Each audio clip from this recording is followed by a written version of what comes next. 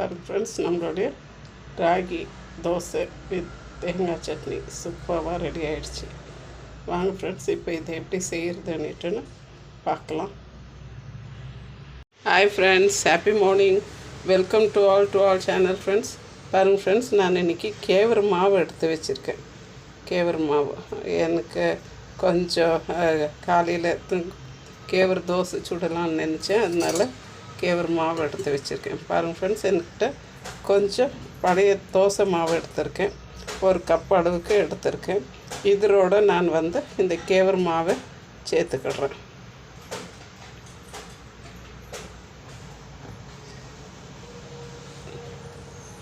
இதை சேர்த்துட்டு நான் இதுக்கு தேவையான அளவுக்கு தண்ணி ஊற்றி நான் இப்போ மிக்ஸ் பண்ணி வச்சுக்கிறேன் ஃப்ரெண்ட்ஸ்.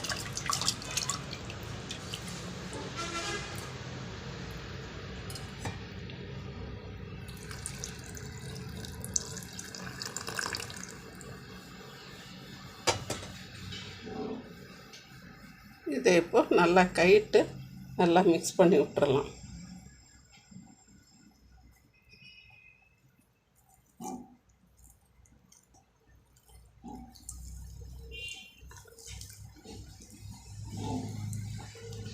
கட்டி விழுவாமல் ஃபுல்லாக எல்லாத்தையும் நல்லா மிக்ஸ் பண்ணிடலாம் ஃப்ரெண்ட்ஸ். பாருங்கள் ஃப்ரெண்ட்ஸ், நம்மளுடைய மாவு நல்லா கலக்கி வச்சுட்டேன். இப்போ இதுக்கு தேவையான அளவுக்கு நான் உப்பு போட்டுக்கிறேன். அதே மாதிரி கொஞ்சம் சீரகம் போட்டுக்கிடலாம். ஒரு அரை ஸ்பூன் அளவுக்கு சீரகம். இன்னும் நான் கொஞ்சம் கேரட் கட் பண்ணி வச்சுருக்கேன். வெங்காயம், கேரட்டு, சோம்பு கீரை இல்லைனாக்கா நீங்கள் மல்லி செடியை கூட கட் பண்ணி போட்டுக்கிடலாம். அதுவும் இல்லைன்னா கருவேப்பிலையை கூட நம்ம ஆட் பண்ணிக்கலாம்.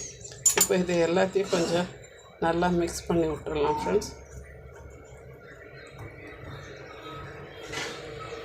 தினம் சாதா அரிசி தோசை அப்படி சாப்பிட்றதுக்கு ஒரு நாள் இப்படி டிஃப்ரெண்ட்டாக கலர்ஃபுல்லாக பிள்ளைங்களுக்கு நம்ம செஞ்சு கொடுக்கறதுல நல்லாயிருக்கும்.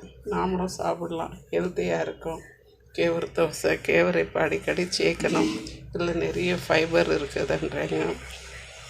நிறைய சத்துள்ள கேவர், சிறுதானியங்களில் கேவர் one of the best. So நம்மளுக்கு ஈஸியாக நம்ம இதை செய்யலாம். பாருங்கள் ஃப்ரெண்ட்ஸ், நம்மளுடைய பேட்ரு இந்த அளவுக்கு இருந்தால் நல்லாயிருக்கும், போதும். இப்போ நம்ம இதை சுட்டுக்கலாம் ஃப்ரெண்ட்ஸ்.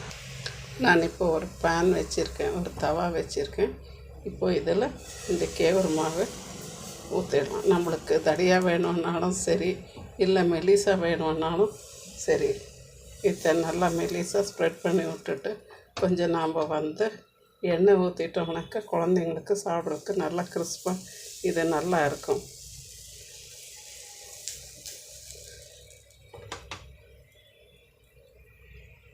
நான் இப்போ இதுக்கு மேலே கொஞ்சம் அந்த கட் பண்ணி வச்சுருக்கேன் அந்த சோம்பு கீரையும் கொஞ்சம் கேரட் வெங்காயத்தையும் கொஞ்சம் தூவிக்கிடுறேன். கொஞ்சம் எண்ணெயும் ஊற்றி எடுத்துடலாம் ஃப்ரெண்ட்ஸ். பாருங்கள் ஃப்ரெண்ட்ஸ், நம்மளுடைய கேவருக்கு நல்லா கிறிஸ்பியாக வருது தோசை. இப்போ இதை திருப்பி போட்டு எடுத்துடலாம். பாருங்கள் ஃப்ரெண்ட்ஸ், நம்மளுக்கு அருமையான ராகி தோசை, வெஜிடேபிள் ராகி தோசை சூப்பராக ரெடி ஆகிடுச்சு. நல்லா கிறிஸ்பாக சூப்பராக வந்திருக்குது. இது ஹெல்தியானது. பின்ன ரொம்ப சிம்பிளாக செஞ்சு முடிச்சிட்டோம். இதை எல்லோரும் செஞ்சு சாப்பிடுங்க, ஹெல்த்தியாக இருங்க. தேங்க்யூ ஃபார் வாட்சிங் ஃப்ரெண்ட்ஸ். ப்ளீஸ் ஷேர் பண்ணுங்கள், லைக் பண்ணுங்கள், சப்ஸ்கிரைப் பண்ணுங்கள் ஃப்ரெண்ட்ஸ். தேங்க்யூ.